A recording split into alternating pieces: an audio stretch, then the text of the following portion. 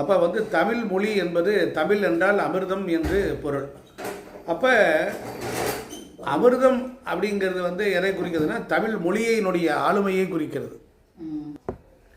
இப்போ ஒரு கோயில் வந்து கும்பாபிஷேகம் பண்ணுறோம் அப்படின்னா அந்த கோவில் வந்து முதல்ல வந்து அந்த ஊருக்கு ஒரு ஜாதகத்தை எடுக்கணும். ஒரு ஜாதகம் எப்படி எடுக்கணும்னா ஊரினுடைய பெயர், சுவாமியினுடைய பெயர், அதுக்கப்புறம் அதனுடைய நிர்வாகத்தினர்களுடைய பெயர். அந்த நிர்வாகத்தில் பூசாரியாக இருப்பார், இல்லைன்னா கோயில் குருக்களாக இருப்பார், கோயில் ஐயராக இருப்பார்.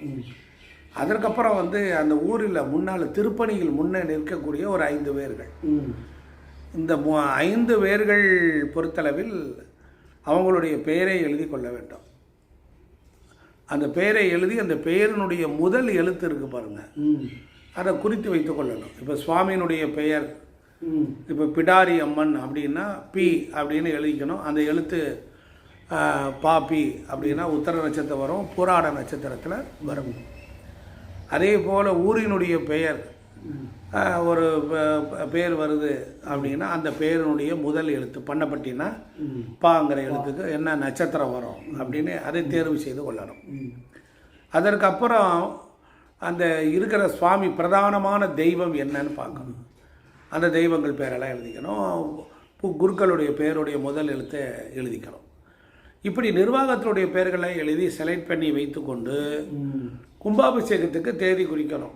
இப்படி குறிக்கும் பொழுது இப்போ உதாரணத்திற்கு ஒரு வளர்பிறை கும்பாபிஷேகம் ஒன்று, அதுக்கப்புறம் நேத்திரம் ஜீவன். நேத்திரம் என்றால் கண்கள், 2 கண்கள், ஜீவன் என்றால் உயிர் ஒன்று. இதில் வந்து அந்த நாளில் வரும் மாதிரியே 2வது குறிச்சிக்கணும். 3வது வந்து சில நட்சத்திரங்கள் நன்மை தரக்கூடிய நட்சத்திரங்கள். அந்த நட்சத்திரங்கள் கும்பாபிஷேகத்திற்கு பொருந்தி வரக்கூடிய நட்சத்திரங்களை தேர்வு செய்யணும். திதிகளை தேர்வு செய்யணும். அப்போ கரணங்களையும் தேர்வு செய்யணும். அப்போ கிழமையும் தேர்வு செய்யணும். முக்கியமாக நல்ல கிழமைகள் அப்படின்னா புதன், வியாழன், வெள்ளி தான். பெரும்பாலும் ஞாயிற்றுக்கிழமை அவாய்ட் பண்ணணும். ஞாயிற்றுக்கிழமை கர்மாக்குரிய நாள். இப்படி தேர்வு செய்து வைத்துக்கொண்டு ஒரு அட்டவணையை வைத்திருக்கிறார்கள். அதாவது கும்பாபிஷேக நட்சத்திரத்திற்கும் ஊருக்கு உரிய நட்சத்திரத்துக்கும் பொருந்தி வருதா. இப்படி திருமண பொருத்தத்தில் 10 பொருத்தம் பார்க்குறோம், அது மாதிரி இருக்கான்னு பார்ப்பாங்க. சுவாமிக்கும் கும்பாபிஷேக நட்சத்திரத்துக்கும் பொருத்தம் இருக்கான்னு பார்ப்பாங்க. இது ஒரு மெத்தட். இன்னும் கொஞ்சம் ஆழமாக போகணும் அப்படின்னா எப்படி எடுத்துக்கொள்ளலாம் அப்படின்னா ஒரு கற்பக்கிரகத்தினுடைய வெளி அளவுகளை அளந்து அது குழிக்கணக்கு போட்டு அதில் இப்போ அந்த அளவுகள் ஆயாதி எண்ணுன்னு ஒன்று கண்டுபிடிப்பாங்க. ஆயாதி எண் என்று அதை வந்து என்ன பண்ணுவாங்கன்னா பெருக்குவாங்க. ஆயாதி எண் இன்ட்டு 8 வகுத்தல் 27 அப்படின்னு பெருக்குனாங்கன்னா மீதி வரக்கூடிய எண் வந்து அஸ்வினிலேருந்து எண்ணி வரும்போது அது எத்தனாவது நட்சத்திரம்னு வரும். இதுக்கு பேர் நட்சத்திரம் கண்டுபிடித்தல். அப்போ கருவறையினுடைய நட்சத்திரம் அது கோயில் கட்டும்போது பார்க்க வேண்டிய விஷயம். அப்போ கருவறை கட்டும் பொழுது சுவாமியினுடைய பெயருக்கும் ஊரினுடைய பெயருக்கும் தகுந்தபடி தான் ஆயாதி கணிதம் போட்டு அந்த நட்சத்திரம் வரணும். எப்படி கரெக்டாக இருக்கா? அந்த வீட்டில் குடிபோகிறவளுக்கு பிடித்திருக்குதா? நல்லா கவனிச்சிங்களா? இப்போ இவ்வளவு விஷயங்கள் அடங்கியிருக்கு. இதையெல்லாம் பார்த்துட்டு அதை குறிப்பு கொடுத்துருப்பாங்க. ஒரு கோயில் கட்டும்போது கொடுத்துருப்பாங்க இந்த கருவறை என்ன நட்சத்திரம். அப்படி இல்லைன்னா கருவறைக்கு மேத்தமேட்டிக்ஸ் பார்க்க தெரிந்த மனிதர்களை வைத்துக்கொண்டு அந்த நட்சத்திரத்தை தெரிந்து கொண்டு அதற்கும் அந்த சுவாமிக்கும் பொருத்தம் இல்லையா அப்படின்னு முதல்ல அதையும் தெரிந்து கொள்ளலாம். சில நேரங்களில் ஆயாதி கணிதத்தில் இறைவனுக்கு பிடிக்காத நட்சத்திரங்களில் கூட அவர் உட்கார்ந்துருக்கலாம், ஊருக்கு பொருந்தி இருக்கும். புரியுங்களா? அப்படிலாம் இருக்கும். அதனால் இப்படி தெரிந்து கொண்டு பொருத்தம் பார்த்து தான் ஒரு நாளை குறிக்கணும்.